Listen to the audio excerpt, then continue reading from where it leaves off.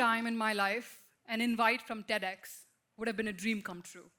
But when this one arrived, it felt like a nightmare. It sent me grasping for help because I was dealing with failure for the first time. I was dealing with failure.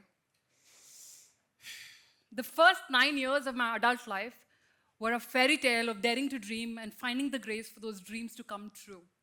But my latest dream looks like it's crashing. From ramps of career to top floor conference rooms, I'm now manning the reception of my family run business, dealing with my changed reality.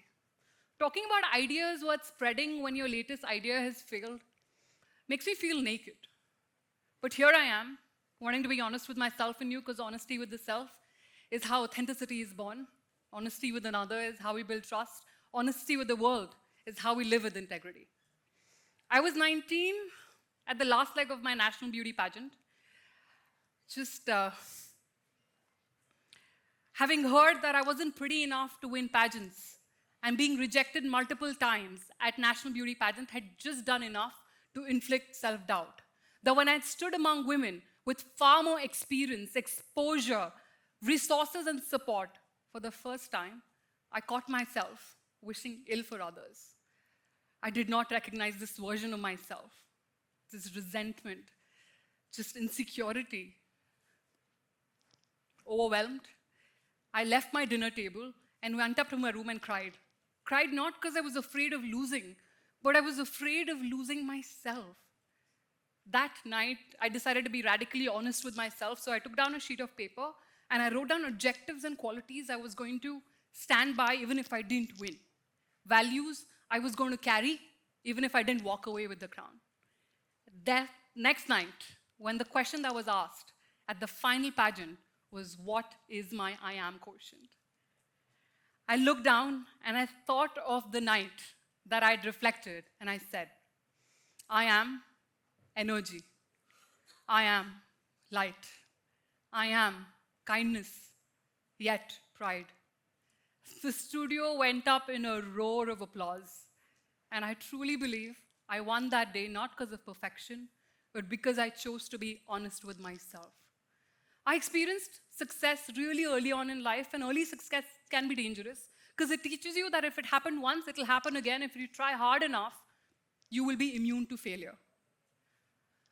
I was born in Panipat, in the heartlets of Haryana, at the peak of female infanticide. My mother was asked to go through a DNC to determine the sex of her child. My father never came to see me at birth because I was the second daughter. They dressed me in boy clothes for the lack of the other gender until my brother was born and until my father passed. My mother, a widow at 23, with 3 children under the age of 6, decided to travel south, supported by her father, to do an enterprise and raise us. I grew up mostly a tomboy until the gentle age of 19 when I won Miss India Asia Pacific World. I've never been someone who's relied upon past glories. That has made me walk many insightful paths. I decided to use my learnings to train young girls for beauty pageants. When a lot of my contemporaries were going on to become leading ladies in movies, I learned, I observed, I networked.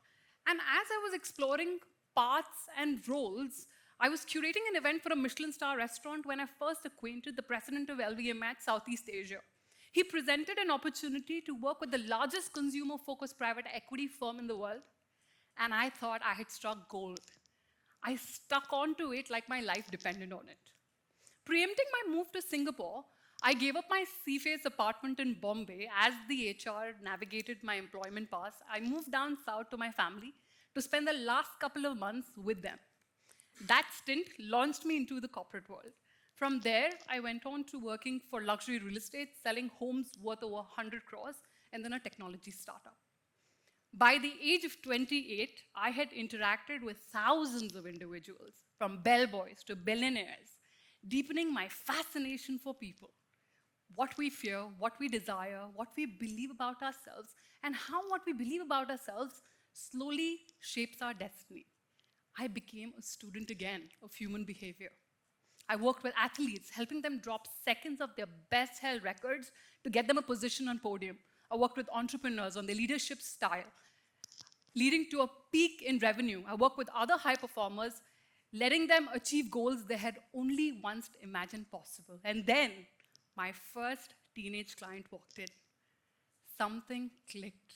I knew this was my audience. This is where I was going to make the most amount of difference. In 2023, I set up Young Matter Academy to build clarity and confidence in teenagers by inculcating life skills like self-awareness, authenticity, and resilience. The idea was mostly born as I studied behavioral science and was confronted by the fragility in youth, reflected with the increasing prevalence of anxiety and the higher numbers in death because of self-harm. Our first program, Selfie, was delivered to 90 of the smartest kids from 35 different schools at Harvard Youth Lead the Change conference. And guess what? It was an astounding success. I knew I had not just picked the lane that needed most attention, but that was ready for reform.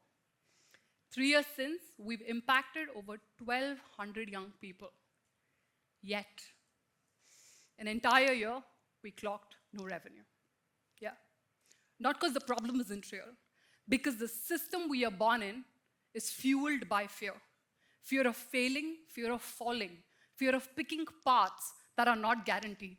Schools and colleges, despite recognizing the gap, aren't willing to bend rules, supplement programs, innovate, build capacity. Parents, out of love, protect their children from uncertainty, insulate them. Choose what is safe, choose what has scope, choose what is security. Slowly, unintentionally raising a generation of young who are learning how to hedge their dreams versus pursuing them. What we forget today is that the world we live in today was not built by the safest choices. It was built by the bravest ones.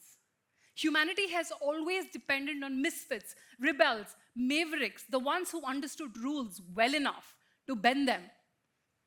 Every leap in art, science, technology, thought, civilization has come from ones who were told, this is not practical, this is not realistic, this is not how it's done. Yet, they did it anyway. In 2023, I set up Young Matter with research, with business plans, with projections, and most of all, purpose. And my mother still told me, why don't you pick up a job that secures your future? 3 years since. I can say this with no romance, okay? Not all dreams come true. I am a part of the 99% of startups that have failed, and it's humbled me. The isolation of entrepreneurship is anything but easy, and for being so deeply fascinated by people, the journey has been lonely. When this invite from TED arrived, it reminded me that I can't dwell on this failure because my journey was never built on certainty. It was built on the joy of treading untrodden paths. It was built on courage and creativity to imagine myself differently than the story I was handled. When I was in school, we filled slam books. You remember those? And in the ambition row, when everyone wrote they wanted to be CEOs, doctors, and engineers, I proudly wrote, I wanted to be a housewife. That's another story that my dream date was always Arnold Schwarzenegger, whose spelling I still don't get right. But yeah, I wrote that I inspired and aspired to be a good wife. Yes, not because I lacked ambition, because I had inherited one. And at 33, I can tell you this, I'm not a wife, let alone a good one. I smile at it today, less in rebellion and more in understanding. Because life didn't betray that dream, it expanded it. And the two forces that have carried me here have been courage and creativity. Creativity is what we do before fear trains us otherwise, before society shrinks our possibilities into probabilities, before we learn to trade wonder for safety. Creativity is not just for artists and performers. The most radical act of creativity is not painting a canvas. It's being able to re-author your life, to be able to unbuild the self you are thought to be, so that you can discover the self you are meant to become. Every human is born a creator. We most get trained to become replicas. We inherit identities, expectations, definitions of success, gender, age, and then we spend our entire lives trying to live up to them. Today, when I sit with young people, the question remains the same. Which stream, which college, which career, which path is safe. Beneath it all, there is another question. What if I fail? But what if real failure was never knowing who you could have been? Today, I stand here before you, not as someone who made it, but as someone who's pulling herself out of failure. So I want to thank TEDx and you for this invitation, for pushing me to remind myself to begin again, to reinvent, to reimagine.